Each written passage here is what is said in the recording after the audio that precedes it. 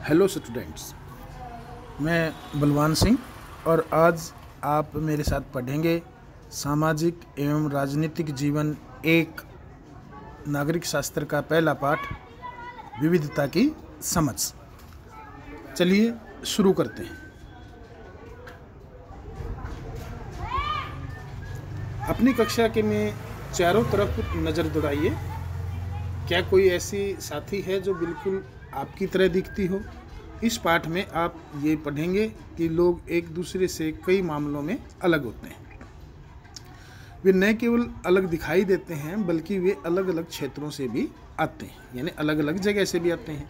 उनके धर्म, रहन सहन, खान पान, भाषा, त्यौहार आदि भी भिन्न होते हैं। ये भिन्नताएं हमारे जीवन को कई तरह की रोचक एवं समृद्ध बनाती है। इन विभिन्नताओं के कारण ही भारत में विविधता है। विविधता या अनेकता हमारे जीवन को किस तरह बेहतर बनाती है? भारत इतनी विविधताओं वाला देश कैसे बना? क्या सभी तरह की विभिन्नताएं विविधता का ही भाग होती है? चलिए कुछ उत्तर पाने के लिए हम इस पाठ को पढ़ते हैं। यहाँ पर देखिए 3 चित्र दिए हुए हैं। ये 3 चित्र 3 अलग अलग बच्चों ने बनाए हैं। आप इनमें देख रहे होंगे कि तीनों ही चित्र जो है अलग अलग हैं। अलग अलग क्यों बने हैं ये? क्योंकि सभी का चित्र बनाने का या चित्रकारी का अपना तरीका होता है, इसलिए उन्होंने अपने तरीके से इनको बनाया। यही विविधता है। इसमें आप देखोगे कि तीनों ही चित्र जो है लड़कियों के हैं। समानता तो ये है कि तीनों लड़कियां हैं, लेकिन तीनों का पहनावा अलग है, तीनों के बाल बनाने का ढंग अलग है, तीनों की शक्ल अलग है। इस प्रकार से जो है यही विविधता है। अब इसमें एक जो है खाली स्थान दिया हुआ है, ये एक जो है स्क्वायर है, वर्ग दिया हुआ है। इसमें आप अपना चित्र बनाइए, कोई भी आप अपनी तरफ से कोई भी चित्र बनाइए और फिर देखते हैं आप सब दोस्तों के चित्र जो बनाए हुए हैं इस क्लास के सभी बच्चों द्वारा, उनमें कितनी विविधता होगी। एक इसमें देखिए यहाँ पर एक टेबल दी हुई है। ये इस टेबल में आपने अपनी तरफ से जो है भरना है, नकल नहीं मारनी किसी की, अपनी पसंद। बाहर जाते समय आप कैसे कपड़ा पहनना पसंद करते हो, इसमें भरना है आपने। मैं घर में जो है किस भाषा में बात करती हूँ, या मेरा पसंदीदा खेल कौन सा है, मुझे खालिस्तान के बारे में किताबें पढ़ना, यानी किस विषय के बारे में आपको किताबें पढ़ना पसंद है। तो जब आप इसको भरोगे तो आप देखोगे कि सभी की रुचियाँ, सभी की जो है भाषाएं अलग अलग मिलेगी। यही विभिन्नता है। अपनी अध्यापिका की सहायता से ये पता कीजिए कि आप में से कितनी साथियों के जवाब एक जैसे हैं। क्या कक्षा में कोई भी ऐसा साथी भी है जिसकी सूची आपकी सूची से हूबहू मिलती है? शायद नहीं हो, क्योंकि सभी के जवाब आपको अलग अलग मिलेंगे। यहाँ पर देखिए एक दिया है दोस्ती करना। तो एक ये कहानी है जिसके अंदर आपको जो है 2 दोस्तों की कहानी बताएंगे। वो किस प्रकार से दोनों जो है दोस्त अलग अलग है, उनमें क्या विविधता है, उनमें क्या समानता है। क्या ऐसे इंसान से दोस्ती करना आपके लिए आसान होगा जो आपसे बहुत भिन्न है, आपसे बिल्कुल अलग है? नीचे दी गई कहानी पढ़ें और इस बारे में सोचें। मैंने इसे एक मजाक की तरह लिया। मजाक जो कि फटे पुराने कपड़े पहने उस छोटे से लड़के के लिए था जो जनपथ के भीड़ भाड़, जनपथ जो है वो दिल्ली के अंदर एक जो है रोड है, उसको जनपथ का नाम दिया हुआ है, जो जनपथ के भीड़ भाड़ वाले चौराहे की लाल बत्ती पर अखबार बेचता था। लाल बत्ती जो है जहाँ पर जो है रोड के ऊपर जो है लाल बत्ती होती है, जहाँ पर रोड को ट्रैफिक को रोकने के लिए होती है, संचालित करने के लिए होती है। रेड लाइट बोलते हैं उसको, हरी लाइट भी होती है। तो रेड लाइट पर जो है साधन रुक जाते हैं, दूसरे साधन जो है वहाँ पर चलते हैं। चौराहे पर जो है ये लाल बत्ती लगती है। मैं जब भी वहाँ से साइकिल से गुजरता, वह अंग्रेजी का अखबार हाथ में लहराते हुए मेरे पीछे भागता और उस दिन की सुर्खियों को हिंदी अंग्रेजी के मिले जुले शब्दों में चिल्लाकर सुनाता रहता। सुर्खियाँ होती हैं वे खास खबर जो पब्लिक में यानी जनता में बहुत ज़्यादा जल्दी से फैल जाती है, उसको सुर्खियाँ कहते हैं। यानी जल्दी जनता के अंदर जो बहुत ज़्यादा जल्दी फैल जाए। मुख्य खबर। इस बार मैं पटरी के सहारे रुका और मैंने उससे हिंदी का अखबार मांगा। उसका मुंह खुला का खुला रह गया। उसने पूछा, मतलब आपको हिंदी आती है? बिल्कुल, मैंने अखबार के पैसे देते हुए कहा। क्यों, तुमने क्या सोचा? वह रुका। पर आप लगते तो बड़े अंग्रेज हैं। वह बोला, मतलब कि आप हिंदी पढ़ भी सकते हैं? हाँ, बिल्कुल पढ़ सकता हूँ। इस बार मैं थोड़ा अधीर होते हुए बोला, मैं हिंदी बोल सकता हूँ, पढ़ सकता हूँ और लिख भी सकता हूँ। मैंने स्कूल में दूसरे सब्जेक्ट विषय के साथ हिंदी पढ़ी है।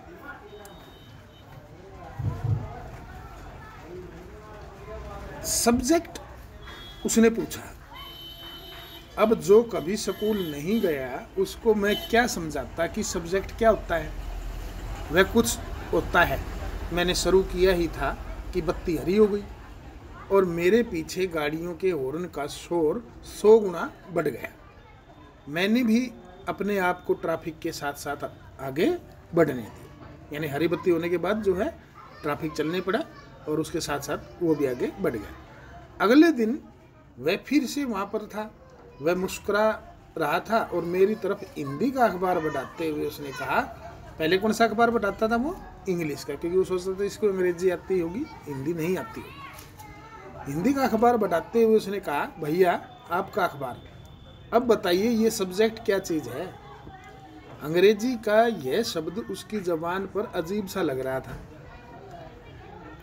ऐसा लगा मानो अंग्रेजी में सब्जेक्ट शब्द का जो दूसरा अर्थ है प्रजा, उस अर्थ में वह उसका प्रयोग कर रहा था। ओह, यह कुछ पढ़ाई लिखाई से संबंधित है, मैंने कहा। उसके बाद चूंकि लाल बत्ती हो गई थी सो मैंने पूछा, यानी लाल बत्ती होने के बाद रुकना पड़ा था और वहाँ पर अब जो है और बातचीत चल पड़ी। सो मैंने पूछा, तुम कभी स्कूल गए हो? कभी नहीं, उसने जवाब दिया। फिर बात बढ़ाते हुए उसने गर्व से कहा, मैं जब इतना ऊंचा था तभी से मैंने काम करना शुरू कर दिया था। उसने मेरी साइकिल की गद्दी के बराबर अपने आप को नापा। पहले मेरी माँ मेरे साथ आती थी, लेकिन अब मैं अकेले ही कर लेता हूँ। अभी तुम्हारी माँ कहाँ है? मैंने पूछा। पर तब तक बत्ती हरी हो गई और मैं चल पड़ा। मैंने उसे अपने पीछे कहीं से चिल्लाते हुए सुना, वह मेरठ में है और उसके साथ। बाकी ट्रैफिक के शोरगुल में डूब गया। बस इतना ही सुन पाया कि वह मेरठ में है और उसके साथ, आगे की बात नहीं सुन पाए। मेरा नाम समीर है, उसने अगले दिन कहा और बड़े शर्माते हुए मेरा नाम पूछा। आपका नाम? यह तो बड़े आश्चर्य की बात थी। मेरी साइकिल डगमगाई। मेरा नाम भी समीर है, मैंने बताया। क्या? उसकी आंखें एकदम से चमक उठी। हाँ, मैंने मुस्कुराते हुए कहा। तुम्हें पता है समीर का अर्थ है हवा, पवन, और पवन पुत्र कौन है जानते हो न? हनुमान। तो अब से आप समीर 1 और मैं समीर 2, उसने खूब खुश होते हुए कहा। हाँ ठीक है, मैंने जवाब दिया और अपना हाथ आगे बढ़ाया। हाथ मिलाओ समीर 2, समीर 2, हाथ मिलाओ। उसका छोटा सा हाथ मेरे हाथ में एक नन्ही चिड़िया की तरह समा गया। यानी उसका छोटा सा हाथ था। मैं साइकिल चलाकर आगे बढ़ चुका था, पर उसके हाथ की गर्माहट अब तक महसूस कर रहा था। अगले दिन उसके चेहरे पर उसकी चिरपरिचित मुस्कान नहीं थी। जैसी मुस्कान पहले होती थी वैसी मुस्कान नहीं थी अगले दिन उसके चेहरे पर।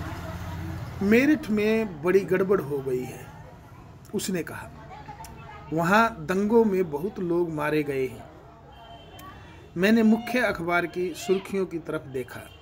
बड़े बड़े अक्षरों में लिखा था सांप्रदायिक दंगे। सांप्रदायिक दंगे मतलब दो संप्रदाय, दो अलग अलग जो है विचारों को मानने वाले जो समुदाय हैं, अगर उनमें आपस में दंगे हो जाते हैं तो उसको कहते हैं सांप्रदायिक दंगे, दो अलग अलग पंथों को मानने वाले लोगों में।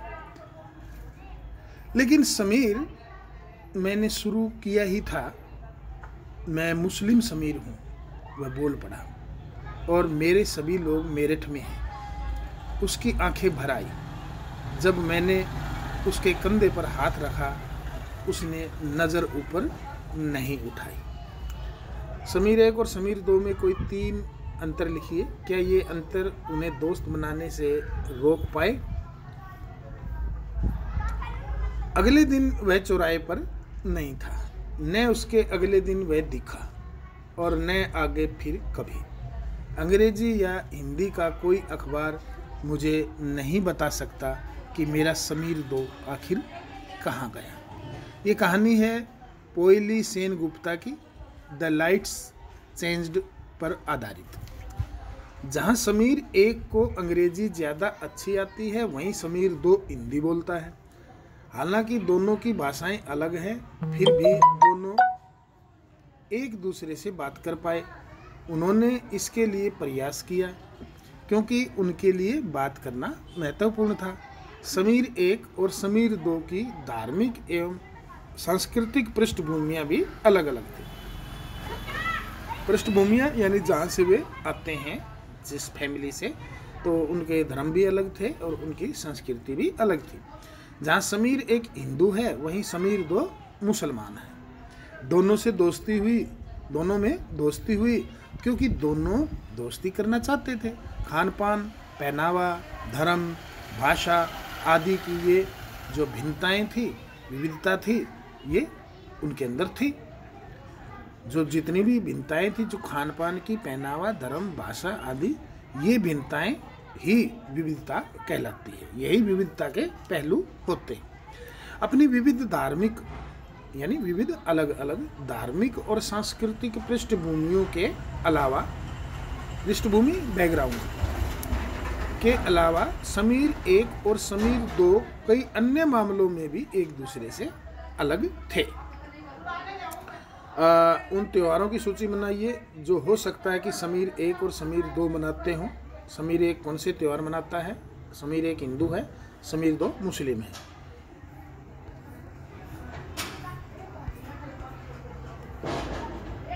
समीर 1 और समीर 2 एक अन्य मामले में भी एक दूसरे से अलग थे। उदाहरण के लिए, समीर 1 ने स्कूल में पढ़ाई की थी, जबकि समीर 2 अखबार बेचता था। समीर 2 को स्कूल जाने का मौका ही नहीं मिला। आपने संभवतः अपने इलाके में ऐसे कई लोगों को देखा होगा जो गरीब हैं और जिनकी भोजन, घर और कपड़े की ज़रूरतें भी पूरी नहीं हो पाती। यह फर्क उस फर्क से अलग है जिसके बारे में हमने पहले पढ़ा। यह विविधता का रूप नहीं है, बल्कि ये रूप है गैर बराबरी का। गैर बराबरी का मतलब है कि कुछ लोगों के पास न अवसर है, यानी ऐसे कोई मौके भी नहीं हैं जहाँ पर उनको मौका मिले कुछ करने का, और न ही ज़मीन या पैसे जैसे संसाधन। संसाधन का मतलब है कि वो जो चीज़ें जो हमारी ज़रूरतों को पूरा करती है, उसको हम कहते हैं संसाधन। धन भी एक संसाधन है, ज़मीन भी एक संसाधन है जो दूसरों के पास है। इसलिए गरीबी और अमीरी विविधता का रूप नहीं है, यह लोगों के बीच मौजूद असमानता यानी गैर बराबरी है। जाति व्यवस्था असमानता का एक और उदाहरण है। इस व्यवस्था में समाज को अलग अलग समूहों में बांटा गया है। जाति व्यवस्था के अंदर समाज को अलग अलग ग्रुप में बांट दिया। इस बंटवारे का आधार था कि लोग किस किस तरह का काम करते हैं, लोग किस जाति में पैदा होते थे, उसे बदल नहीं सकते थे। उदाहरण के लिए, अगर आप कुमार के घर में पैदा हो गई तो आपकी जाति कुमार ही होती, और आप बस वही बन सकती थी। कोई व्यक्ति जाति से जुड़ा अपना पेशा भी नहीं बदल सकता था, इसलिए उस ज्ञान के अलावा किसी अन्य ज्ञान को हासिल करना जरूरी नहीं समझा जाता था। इससे गैर बराबरी पैदा हुई। आप इस बारे में अगले पाठों में पढ़ेंगे। विविधता हमारे जीवन को कैसे समृद्ध बनाती है। समृद्ध का मतलब धनवान बनाना, यानी और ज़्यादा जो है खुशहाल बनाना। जैसे समीर 1 और समीर 2 दोस्त बने, ठीक वैसे ही आपकी भी सहेलियां होंगी जो आपसे बहुत अलग होंगी। आपने शायद उनके घर में अलग तरह का खाना खाया होगा, उनके साथ अलग त्यौहार मनाए होंगे, उनके कपड़े पहनकर देखे होंगे और थोड़ी बहुत उनकी भाषा भी सीखी होगी। सूची बनाइए कि आपने भारत के अलग अलग प्रांतों के कौन कौन से व्यंजन खाए हैं। अपनी मातृभाषा के अलावा उन भाषाओं की सूची बनाइए जिनके आप कुछ शब्द भी जानती हैं। आपको शायद तरह तरह के जानवरों, रानियों, साहसिक घटनाओं या भूतों की कहानियां पसंद होगी। संभव है कि आपको खुद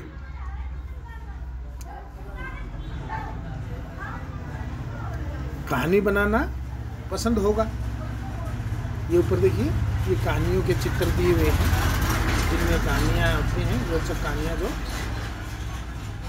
एक अच्छी कहानी पढ़ने से हमेशा खुशी मिलती है। आपको उसको पढ़कर और ज़्यादा कहानियाँ बनाने के लिए नए नए विचार मिलते हैं। जो लोग कहानियाँ लिखते हैं वे विभिन्न स्रोतों, किताबों, वास्तविक जीवन और कल्पना से प्रेरणा लेते हैं। यानी जो कहानियाँ लिखते हैं वे भी अलग अलग स्रोतों का इस्तेमाल करते हैं। वे किताबों को पढ़ते हैं, वे वास्तविक जीवन से जो है सीखते हैं और कल्पना से भी सीखते हैं, यानी उसमें काल्पनिकता भी होती है। कुछ लोग जंगल में जानवरों के नज़दीक रहे और उन्होंने जानवरों की दोस्ती व लड़ाइयों के बारे में कहानियाँ लिखी। कुछ अन्य लोगों ने राजा रानियों के वृत्तांत पढ़कर प्यार और समाज के किस्से लिखे, सम्मान के किस्से लिखे। कुछ ने अपने बचपन की यादों में गोते लगाए। स्कूल और दोस्तों की मधुर यादों से निकलकर कुछ साहस की कहानियाँ लिखी।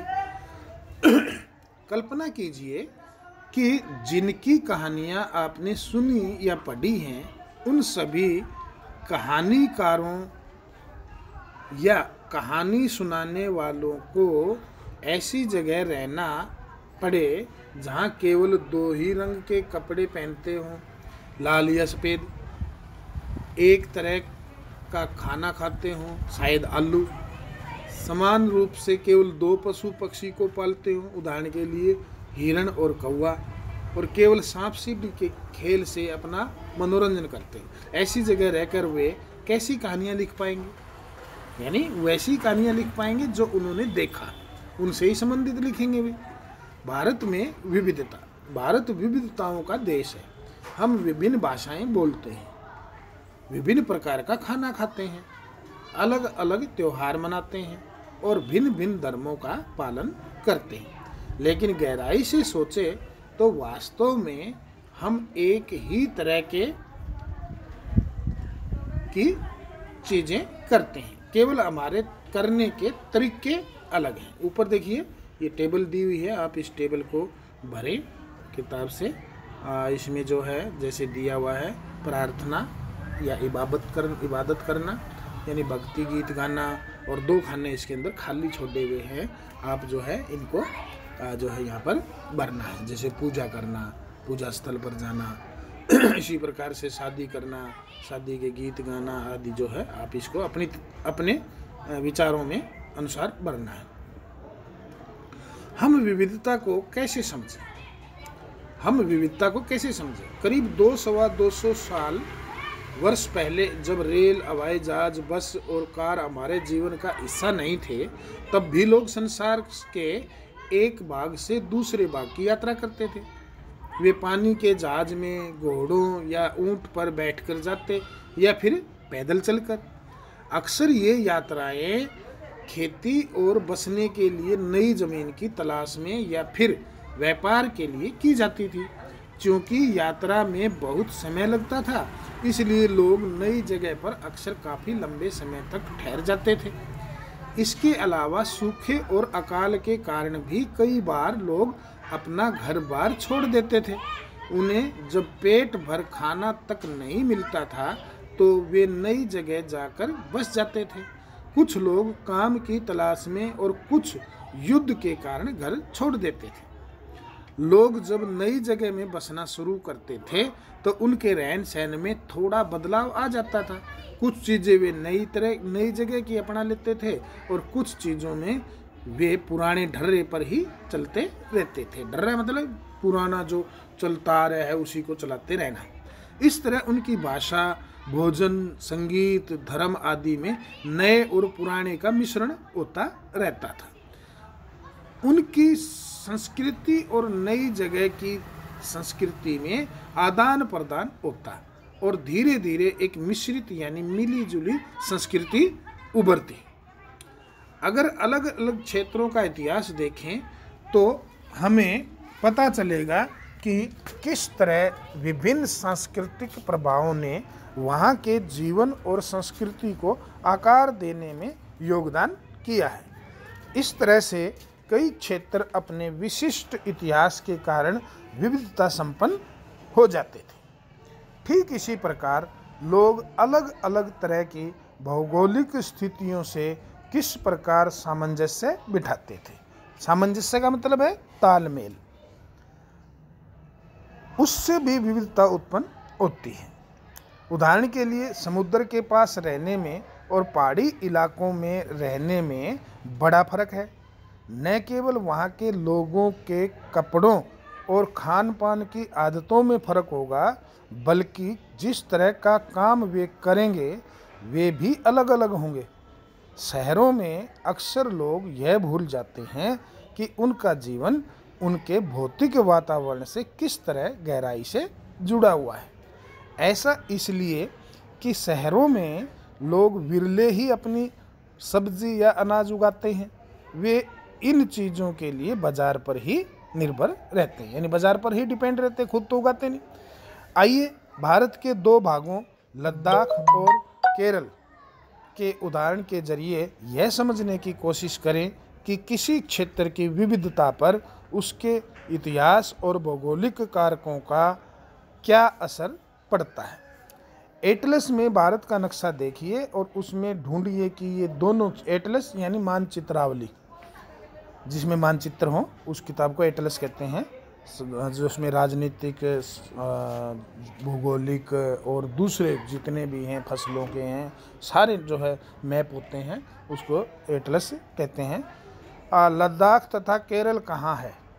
इन दोनों क्षेत्रों की भौगोलिक स्थितियाँ वहाँ के भोजन, कपड़े और व्यवसाय पेशे को कैसे प्रभावित करती है, उनकी सूची बनानी है। आप भारत के नक्शे में भी देख सकते हो लद्दाख और केरल।